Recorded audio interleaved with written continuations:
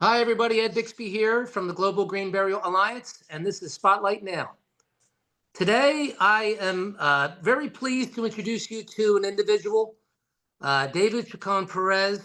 David is based out of Guatemala City, Guatemala. David has a diverse professional background in business, art, and aviation. David holds a bachelor's degree in business administration from Franklin University in Ohio and has managed the operations and training programs of several international companies. David also holds a DGAC certification and license from the Aero Training Aviation School, working as an aircraft mechanic. As an artist, David specializes in plastic art, fine art, murals, and tattoos, which viewers can check out on his Instagram at Darveo, Darveo. Passionate about the environment, David is looking to bring eco-friendly funeral options to Guatemala. So welcome, David. Thank you, and thank you for the spotlight and for introducing me to the community. I'm really thankful to be here and for the space. Absolutely, David. And I want the viewers to know that the beautiful thing about today is David is very much like everyone that watches our podcasts and videos that want to see this happen, in their communities or in their state or in their country. And David had reached out to me recently. David has a career doing different things, but he has a passion for what we're doing. And I'm going to be glad to help David through this and navigate his way through hopefully bringing natural burial to Guatemala. So with all that being said, why don't we get started by learning a little bit more about what piqued your interest, David, in green burial and the funeral industry? Thank you, Ed. One of the first things that popped into my mind is that I have had many close encounters with death. I've been in hostage situation in a couple of accidents, and recently I actually broke my collarbone on a motorcycle accident. So it's always been less taboo for me to talk about death than what's on the other side. And it also prepared me to think what's beyond what happens to us afterwards. And um, recently, it has also taken another dimension because my mom she's a kidney patient. So constantly we're reminded of uh, the inevitable end, right? And I've always thought about that, about what's behind this process and what is actually left of us, right? So I'm inclined to do a more natural into an environment that it's peaceful and to provide this opportunity for the people in my location. I don't believe that there's any services available for people that are actually looking for this option in a formal way. Absolutely. And those are really, what's interesting about what you said is that, you've had some close encounters and kind of what happens when when those types of things happen to people, or if you're involved in this type of work, is that, like you had mentioned, death and dying becomes far less scary. And at the end of the day, it doesn't have to be. It has to feel, believe it or not, good, because you want your loved ones to feel good about these decisions that are made. So I commend you for following, what might become a dream of yours. So let our viewers are international from every country, so they probably are interested. What do your standard burial practices look like in Guatemala, and what options are currently permitted? Could you shed some light on that, David? Thank you. Yes. As we initially discussed, there are many options in Guatemala in terms of the regular um, practices that involve a lot of chemicals. And in Guatemala, it's very popular to build up and to set up like boxes, right? Like uh, tombs, I guess you would call them, Right. in a sectioned way, right? So families buy this for as a whole, and each one reserve their space. It's actually became it has actually become a recent problem because uh, there's a lot of saturation on the regular practices since it demands like certain spaces and times that are actually regulated by the cemetery. So um, the opportunity for this type of practices, I believe it's really large. I've dreamt about many options that look like gardens more than cemeteries, if you feel what I'm trying to say. But currently, it's very traditional. Guatemala, in general, is very traditional. People like to like spend the night while receiving their loved ones in what it's called velorio, right? And then the people are buried with the casket and everything, very standard. That's much in the city and much of the big um, cities in the rural areas. People actually do the more natural practices in a non-formal way, um, and gladly, that's also recognized by our constitution, since much of our country is actually rural, right? So much of the laws actually contemplate practices such as those and many others, right? And that involve a burning in a non-regulated um, place to do that, since people are hours away from the nearest city sometimes. So that's more or less. I don't know if that answers your question, but that's more or less the what I've been able to investigate and observe throughout my life. No, absolutely, and that does, and that gives a clear picture to the viewer as to what's happening in Guatemala, which sounds to me very similar to a lot of the traditions and customs in Central America and South America. But what you had said, what really stands out to me is that you've envisioned this garden type of place, to celebrate and memorialize, and that is truly, who would not want to be in a special place like that? So I think when that is exposed to your population and your families, they'll really appreciate that. And with that being said, I mean, to what extent do you think the public understands about eco-friendly funeral options? What is their knowledge, and do you think that many of them know that a green burial or the burials we are discussing exist? Since you guys know this is a very taboo subject, so I've brought it up to very close people of mine, and in a very casual way. As I said, this has been an ongoing process for a couple of years now. And not only they don't know that that's a possibility, but I think that some of us used to believe that this was not regulated by law, that it was not as easy as to request it. I know for a fact that there's no cemetery being advertised under that experience.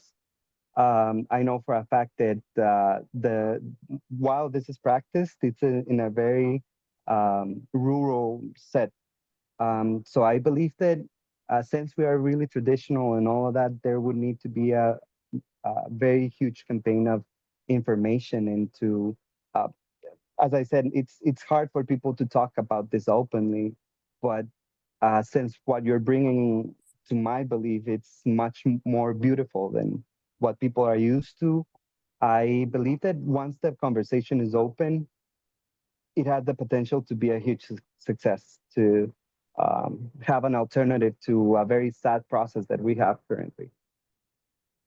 Absolutely. The one thing that the viewers have to understand certainly is that, of course you're going to be grief stricken when you lose a loved one, but this is meant to be a memorable experience because you're celebrating a life that was lived. And when you lay someone to rest in this way, you're caring for them as you did while they were living. So it's critical for people to realize that, and it really changes that perspective. So I totally get it, David, and I understand. Sometimes change is a slow process, but you got to be the squeaky wheel, as we say here in the United States. Sometimes you got to make some noise to be heard. So I'm glad that you're able to do it. And with that being said, we know, I'm sure that the cemetery and funeral home perspectives at the moment I would imagine probably are they probably don't have much of an opinion because they're not too, let's say, exposed to this at the moment. But does where does it currently stand with lawmakers? I mean, is this currently is the eco-friendly funeral option currently permitted?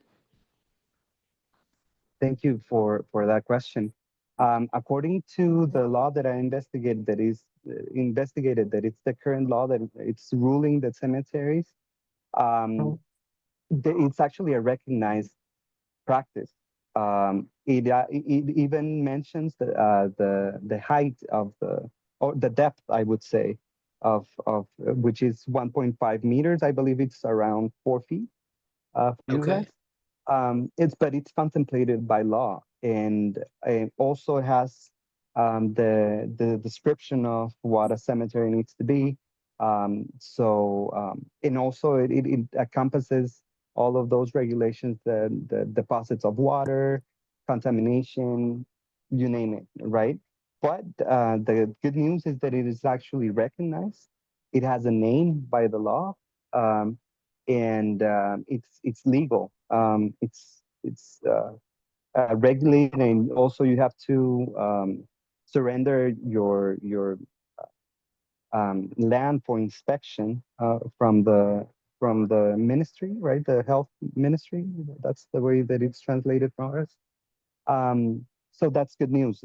It's actually a very but I mean, there's potential on it because you wouldn't need to go against the law, or it's a lawless. It's actually verified and described on law. So I believe that's good news, right?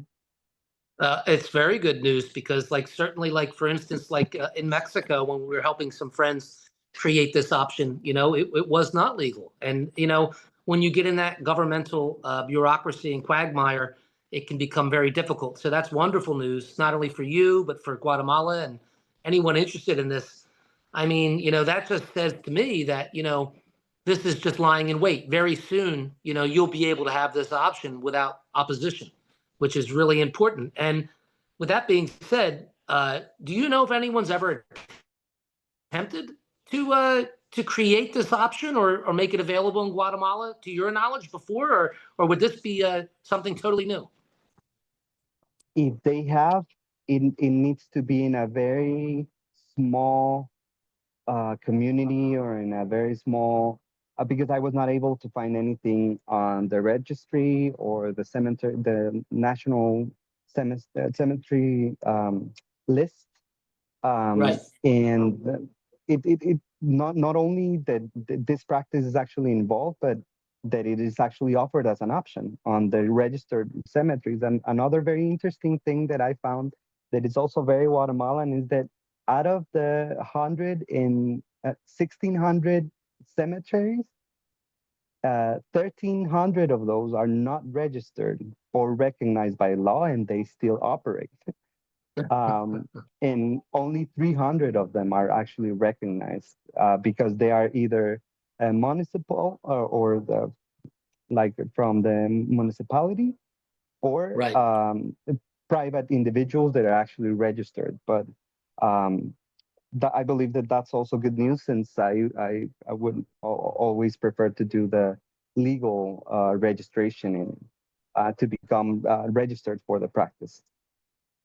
No, absolutely. That is very interesting, but I'm not very surprised by that. I mean, when it comes to religion in particular, religious cemeteries typically are not uh, overseen by governmental agencies. They try to leave any type of religious organization alone just so they don't violate any of their rights. But that is very good news.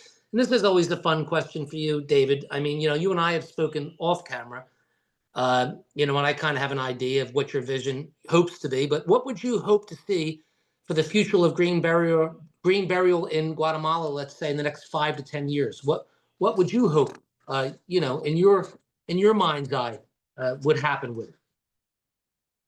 Well, what I've envisioned is to have this available in different spots in the country, to offer this as an option for people living in the city as much as for people living in the countryside, right?